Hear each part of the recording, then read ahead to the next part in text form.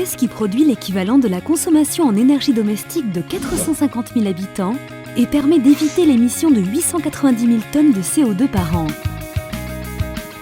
Le complexe hydroélectrique de Roseland-la-Bâtie, dont la pièce essentielle est le barrage de Roseland.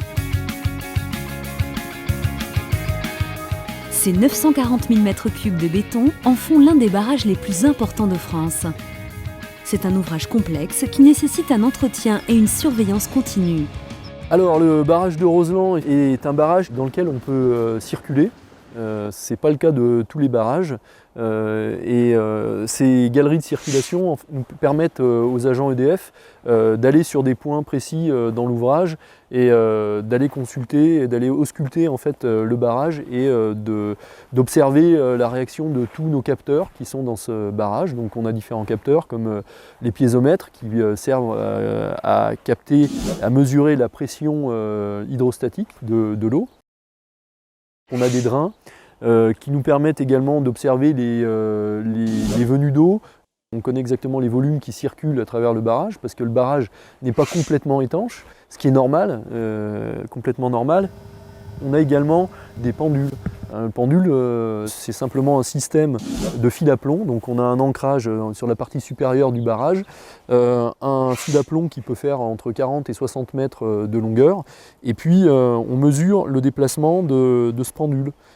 Le couronnement du barrage bouge, le pendule va bouger avec, et donc on va mesurer ses déplacements. Donc ça peut aller de 4 à 5 cm entre la période où il est le plus à l'aval et la période où il est le plus à l'amont.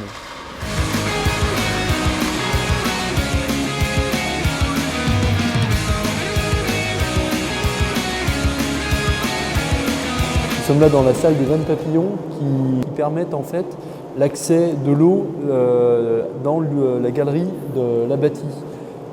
Donc on a 2 vannes en série qui permettent d'isoler cette galerie et qui nous permettent, même quand le lac est plein, d'intervenir à l'intérieur de la galerie pour des actes de maintenance courante.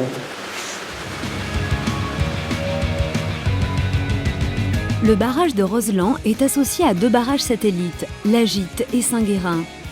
Ils sont reliés entre eux par un système de galeries et sont alimentés par une trentaine de torrents. L'eau retenue est acheminée jusqu'à la centrale de la bâtie.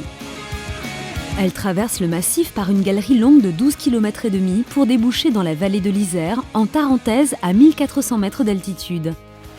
Elle est ensuite acheminée vers l'usine souterraine de la bâtie par une conduite forcée de 2500 mètres de long, avec une chute de 1200 mètres.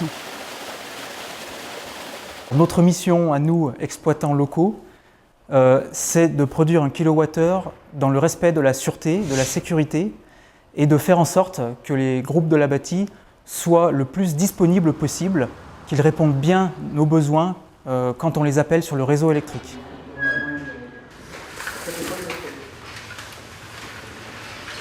Donc ici, nous avons une vue d'ensemble de la salle des machines de l'usine dans laquelle nous pouvons voir les 6 groupes de production de la centrale. Chacun des 6 groupes de production a une puissance électrique d'environ 85 MW. L'eau arrive de Roseland par la conduite forcée, que l'on ne voit pas, mais qui se trouve derrière ce mur, ici. Et l'eau est ensuite distribuée sur chacun des 6 groupes de production.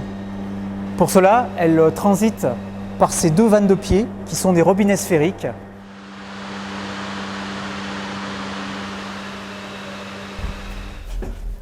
Alors ici, nous allons rentrer dans la fosse turbine où l'on va pouvoir voir la roue du groupe.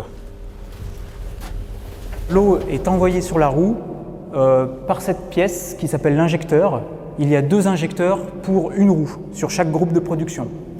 Et elle vient percuter la roue à une vitesse approximative de 520 km/h, imprimant à la roue le mouvement de rotation.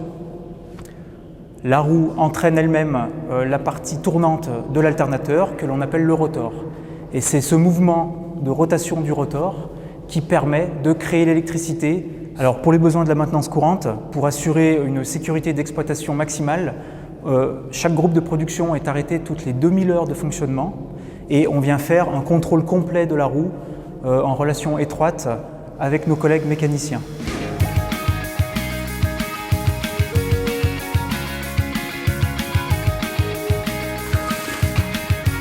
La tension de l'électricité produite est élevée par le transformateur de 10 000 volts à 220 000 ou 400 000 volts. Nous nous trouvons dans la galerie d'évacuation d'énergie, donc sous les transformateurs, et vous pouvez voir ici les câbles qui acheminent l'énergie produite jusqu'au poste 400 000 extérieur. L'eau qui est turbinée par la centrale de la bâtie est restituée à l'Isère par le canal de fuite que l'on voit ici. Le gros intérêt d'une centrale hydraulique telle que la centrale de la bâtie, c'est que la centrale est capable de passer d'une production de 0 à puissance maximale en quelques minutes seulement. Et ça, pour la sûreté du réseau électrique, c'est vraiment un atout de taille.